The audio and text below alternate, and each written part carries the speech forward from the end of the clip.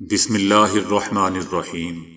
السلام علیکم دوستو، دنیا بھر کی خبروں میں آج آپ سنیں گے، لیکن اس سے پہلے اگر ہو سکے تو لائک اور سبسکرائب کا بٹن ضرور دبا لیں۔ شکریہ۔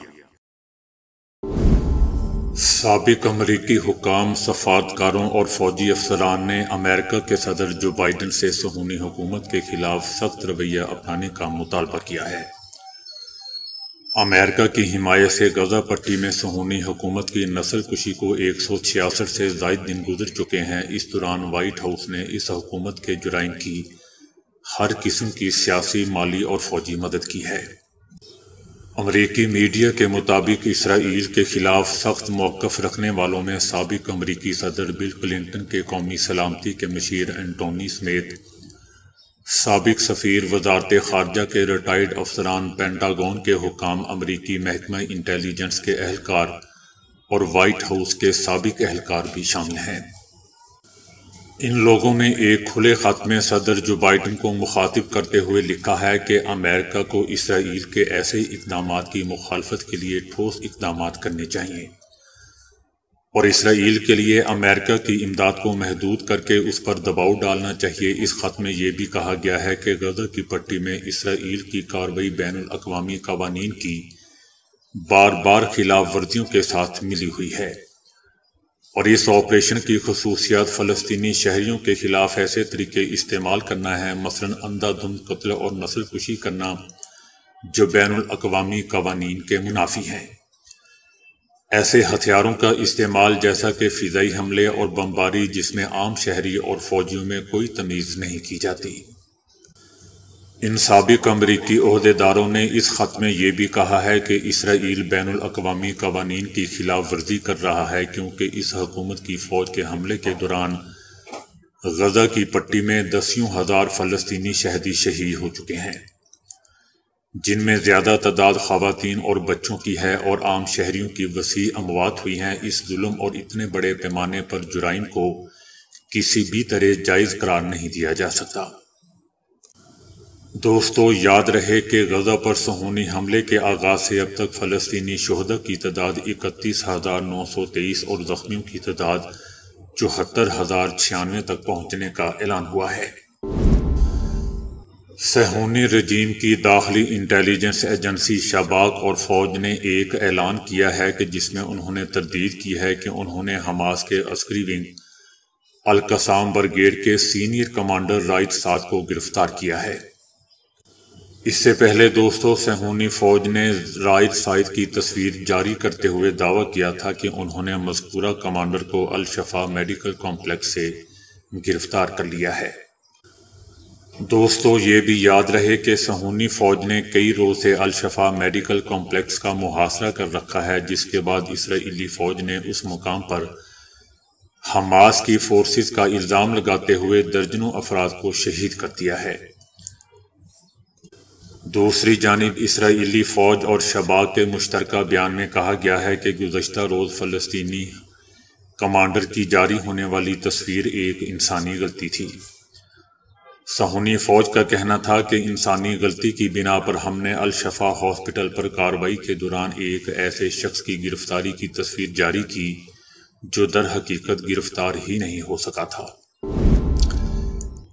ایف آئی اے نے کراچی میں پرائز بانڈ کے ذریعے مجموعی طور پر 24 کروڑ روپے کلیم اور 16 بینک اکاؤنٹس کے ذریعے 1 ارب روپے سے زائد کی ٹرانزیکشن کرنے والے ملزم کو گرفتار کیا ہے۔ ملزم مقامی مارکیٹ میں سیلز مینیجر اور تنخواہ دار ملازم ہے، جس کی گرفتاری کراچی ایسٹ سے عمل میں آئی۔ ملزم پر منی لانڈرنگ کے ذریعے بلیک منی کو وائٹ کرنے اور نان فائلرز کی جانب سے کلیم جمع کرانے کا الزام ہے۔ ملزم پرائز بانڈ کلیم اور کروڑوں روپے کی ٹرانزیکشنز کے حوالے سے منی ٹریل دینے سے ناکام رہا۔ ملزم کو گرفتار کر لیا گیا۔ کراچی شہر میں خسرے کے کیسز میں دوستو اضافہ ہونے سے شرح معمول 50% زائد ہو چکی ہے۔ خسرے کا شمار جان لیوا بیماریوں میں ہوتا ہے۔ خسرہ ایک بچے سے دوسرے بچے میں فوری منتقل ہو جاتا ہے۔ ڈاکٹر خالد شفیع کا کہنا ہے کہ ویکسینیشن نہ کرانے کی صورت میں پیچیدگیاں بڑھنے کا خدشہ ہوتا ہے۔ پاکستان میں دوستو اب بھی تقریباً 30% سے زائد لوگ ویکسینیشن سے دور ہیں۔ ان کا کہنا تھا کہ 2023 میں بچوں میں خسرے کے 36,000 سے زائد کیسز رپورٹ ہوئے تھے۔ اسلام آباد ہائی کورٹ میں عمران خان سے وکلا کی ملاقات کے لیے درخواست پر سماعت کے دوران سپرنٹنڈنٹ اڈیالہ جیل نے عمران خان کی آن لائن ملاقات کروانے سے انکار کر دیا۔ عدالت میں سپرنٹنڈنٹ اڈیالہ جیل نے کہا کہ جیل رولز میں آن لائن ملاقات کی اجازت نہیں ہے، ملاقات نہیں کروا سکتے۔ عدالت نے کہا کہ میڈیا میں تھا کہ وزیر اعلیٰ پنجاب نے کول لکھپت جیل میں آن لائن ملاقاتوں کا اعلان کیا ہے۔ وزیر اعلیٰ نے تو فخریہ کہا کہ پورے ایشیا کی پہلی جیل ہے جہاں یہ سہولت دے رہے ہیں۔ عدالت کا کہنا تھا کہ اگر جیل رولز میں اجازت نہیں تو کول لکھپت جیل میں غیر قانونی کام کیسے شروع ہو گیا؟ جیل اتھارٹیز اپنے جواب میں یہ کہہ رہی ہے کہ وزیر اعلیٰ پنجاب کا اقدام غیر قانونی ہے۔ سپرنٹنڈنٹ جیل کہہ رہے ہیں کہ رولز اجازت نہیں دیتے۔ ایک ہی حکومت نے ایک جیل میں آن لائن میٹنگ سے منع کیا جبکہ دوسری میں خود فخریہ وہی کام کیا جا رہا ہے۔ عدالت کا کہنا تھا کہ آن لائن میٹنگ کو اب روکا نہیں جا سکتا۔ اگر یہ کہیں گے کہ آن لائن میٹنگ نہیں کروا سکتے تو پوری دنیا میں مذاق اڑے گا۔ اسرائیلی جارحیت کے جواب میں حماس کے جوابی حملے جاری ہیں۔ حماس کی جانب سے کہا گیا ہے کہ القسام بریگیڈ نے الشفا ہاسپٹل کا محاصرہ کرنے والی اسرائیلی فوج پر متعدد حملے کیے ہیں۔ 2 دنوں میں اسرائیلی فوجیوں اور ٹینکوں پر حملوں کی ویڈیو بھی جاری کی گئی ہے۔ ویڈیو میں عمارت میں مورچہ بند اسرائیلی فوجیوں کو سنائپر گن سے نشانہ بناتے دکھایا گیا ہے۔ حماس کا اپنے بیان میں یہ بھی کہنا ہے کہ الشفا ہاسپٹل کے گرد 3 اسرائیلی ٹینکوں کو الیاسین راکٹ سے نشانہ بنایا گیا ہے، جبکہ اسرائیلی فوج نے الشفا میڈیکل کمپلیکس میں متعدد سہولیات کو تباہ کر دیا ہے اور ہاسپٹل کے ارد گرد کی عمارتوں پر بھی بمباری کی ہے۔ حماس کا کہنا ہے کہ اسرائیلی فوج نے الشفا ہاسپٹل سے بے گھر افراد کو حراست میں لیا ہے۔ اسرائیلی فوجی الشفا ہاسپٹل کے طبی عملے اور مریضوں سے بدسلوکی کر رہی ہے۔ حماس کا کہنا ہے کہ الشفا کمپلیکس کی تباہی پر عالمی برادری کی خاموشی شرمناک ہے۔ حماس کا کہنا ہے کہ عالمی برادری اور اقوام متحدہ امریکہ پر دباؤ ڈالنے میں بھی ناکام ہے۔ عرب ممالک غزہ میں زندگی کی سہولیات کی تباہی روکنے کے لیے ہماری مدد کریں۔ اسرائیل نے اعلان کیا ہے کہ حماس کے 25% اصل جنگجو رافع میں موجود ہیں۔ امریکہ کی مخالفت کے باوجود رافع پر کنٹرول حاصل کریں گے۔ اسرائیل کا کہنا ہے کہ رافع کے حوالے سے امریکی فریق کے خیالات سنیں گے، لیکن مصر کی سرحد پر واقع شہر رافع کو کنٹرول کیا جائے گا، چاہے دونوں اتحادی کسی معاہدے پر پہنچیں یا نہ پہنچیں، یہ ہر صورت ہوگا۔ اس کے لیے چاہے اسرائیل کو تنہا ہی کیوں نہ لڑنا پڑے، اگر امریکہ سمیت پوری دنیا اسرائیل کے خلاف بھی ہو جائے، ہم پھر بھی جنگ جیتنے تک لڑیں گے۔ اسرائیل کا کہنا ہے کہ حماس کو غزہ میں چھوڑنا پورے خطے میں اسرائیل پر لامتناہی حملوں کا باعث بنے گا۔ یہی وجہ ہے کہ ان کو ہٹانے کا عزم اتنا مضبوط ہے، چاہے اس سے امریکہ کے ساتھ ممکنہ اختلافات ہی پیدا کیوں نہ ہو جائیں۔ اسرائیل کا مزید کہنا تھا کہ رفح میں حماس کے 4 بریگیڈز برقرار ہیں، جن کی حمایت غزہ کے دوسرے حصوں سے انخلا کرنے والے جنگجو کر رہے ہیں۔ حماس کی یہ طاقت جنگ سے پہلے کی طاقت کے 25% ہے۔ ہم 1/4 طاقت کو ایک جگہ پر نہیں چھوڑ سکتے۔ دوستو یاد رہے کہ 5 مہینوں سے جاری جنگ میں دیگر مقامات سے نقل مکانی کر کے 10 لاکھ سے زیادہ فلسطینی رفح میں پناہ لیے ہوئے ہیں۔ ان پناہ گزینوں کو دوسرے محفوظ مقامات پر منتقل کرنے کے منصوبے کے بغیر رفح پر حملے سے بڑے جانی نقصانات کے خدشات بڑھ رہے ہیں۔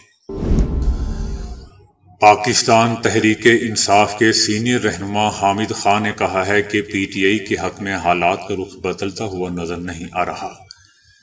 ان کا کہنا تھا کہ مبینہ انتخابی دھاندلی پر سپریم کورٹ کو کمیشن بنانا چاہیے۔ سپریم کورٹ کی ثوابدید ہوگی کہ وہ کمیشن میں کون سے جج رکھتی ہے۔ عمران خان کے مقدمات پر بات کرتے ہوئے ان کا کہنا تھا کہ انتخابی نشان کیس میں ان کی درخواست زیر التوا ہے۔ مہنگائی کے ستائے بجلی صارفین پر 970 ارب روپے کا ایک اور اضافی بوجھ ڈالنے کی تیاری دوستوں کر لی گئی ہے۔ National electric power regulatory authority یعنی نیپرا کو آئندہ مالی سال کے لیے 967 ارب روپے کی ریونیو ضروریات کے لیے درخواستیں موصول ہو چکی ہیں۔ یہ درخواستیں 6 بجلی تقسیم کار کمپنیوں نے جمع کروائی ہیں۔ گیپکو 376 ارب اور میپکو کی 160 ارب روپے، کیسکو 236 ارب اور ٹیسکو نے 92 ارب روپے، جبکہ پیسکو نے 67 ارب روپے، سیپکو نے 35 ارب 70 کروڑ روپے موصولی کی درخواست کی ہے۔ جرمن پارلیمنٹ میں ایک تاریخی لمحہ جس میں پہلی بحری خاتون منتخب ہوئی ہیں۔ ہیو باش ایک صنعتی مینیجر کے طور پر کام کرتی رہی ہے۔ پارلیمنٹ میں ان کے ساتھی قانون سازوں نے تالیوں سے پرجوش استقبال کیا۔ پارلیمنٹ کے اسپیکر باربل باس نے بھی کہا کہ آج ہم تاریخ لکھ رہے ہیں۔ دوستو، ان کو کوئی بتائے کہ پاکستانی پارلیمنٹ ایسا کام تو بہت پہلے ہی کر چکی ہے۔ یہ تو ایک ہی بات کر رہے ہیں، ہمارے تو تمام پارلیمنٹیرین ایسا کام پہلے ہی کر چکے ہیں، پہلے ہی ریکارڈ بنا چکے ہیں۔ امریکہ میں ایک بڑے سروے میں کہا گیا ہے کہ نوجوان امریکی دوسرے شہریوں کے مقابلے میں بہت زیادہ تنقیدی ہیں۔ 18 سے 29 سال کی عمر کے امریکی نوجوانوں میں سے 46% نے کہا کہ جس طرح اسرائیل حماس کے 7 اکتوبر کے حملے کا جواب دے رہا ہے وہ ناقابل قبول ہے۔ صرف 21% نے کہا ہے کہ یہ قابل قبول ہے۔ نوجوانوں کے خیالات بوڑھے امریکیوں کے تقریباً برعکس تھے، جن میں 65 اور اس سے زیادہ عمر کے 53% نے اسرائیل کے رد عمل کی حمایت کی اور 29% نے اسے ناقابل قبول قرار دیا۔ سروے سے پتہ چلتا ہے کہ جو بائیڈن کے اس تنازع سے نمٹنے کے بارے میں خیالات ملے جلے تھے، جن میں 34% نے کہا کہ وہ اسرائیل کی بہت زیادہ حمایت کر رہے ہیں اور 29% نے کہا کہ وہ صحیح توازن قائم کر رہے ہیں، جبکہ 21% مسلمانوں نے بھی کہا کہ حماس نے 7 اکتوبر کے حملے کو قابل قبول طریقے سے انجام دیا۔ اسلام آباد کی تمام رجسٹرڈ اور غیر رجسٹرڈ مساجد کمیٹیاں 1986 کے رولز کے تحت کالعدم قرار دے دی گئی ہیں۔ ساتھ ہی مساجد اور امام بارگاہوں سے متنازع تقاریر کرنے پر بھی پابندی عائد کر دی گئی ہے۔ رولز کے مطابق کسی بھی قسم کے مقدمے بازی میں ملوث شخص بھی کسی مسجد یا امام بارگاہ کمیٹی کی سربراہی نہیں کر سکے گا۔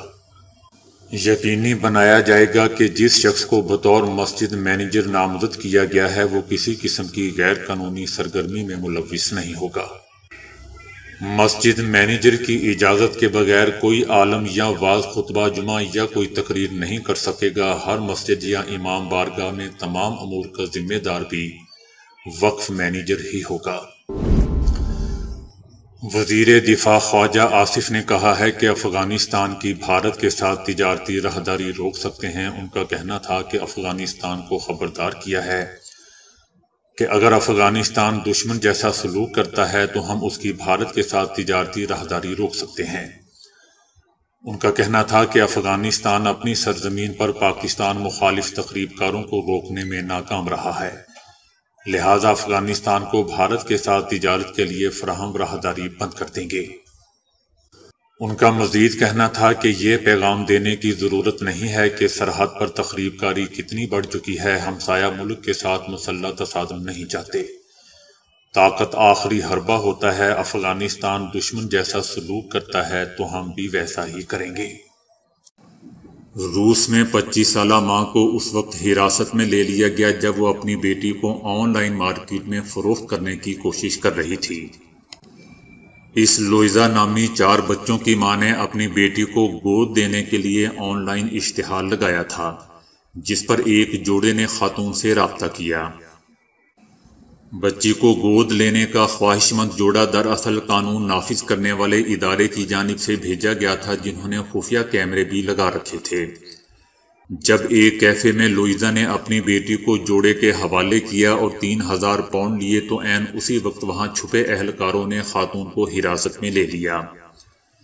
اس خاتون لوئزا نے اپنی بہن کو بتایا تھا کہ اس کی فروخت سے ملنے والے پیسوں سے وہ سب سے پہلے اپنے لیے پسندیدہ جوتے خریدے گی۔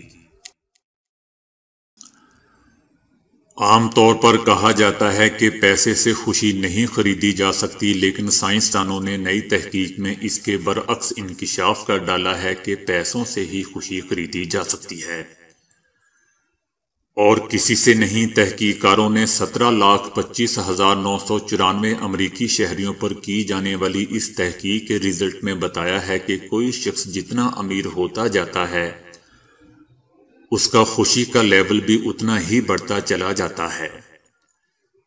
اس حوالے سے امیر ہونے کی کوئی حد نہیں ہے، بلکہ پہلے کی نسبت کسی بھی حد تک مالی حالت بہتر ہونا اسی قدر خوشی کے حصول کا سبب بنتا ہے۔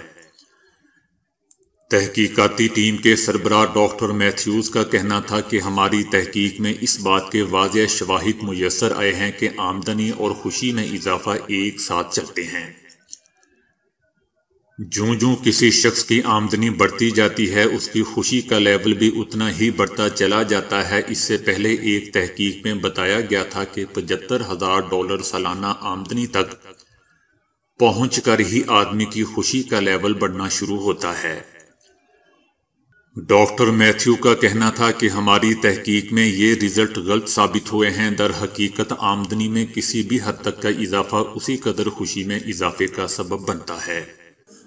تو دوستو ابھی کے لیے اتنا ہی۔ ویڈیو کو لائک اور شیئر کرنے کا بہت بہت شکریہ۔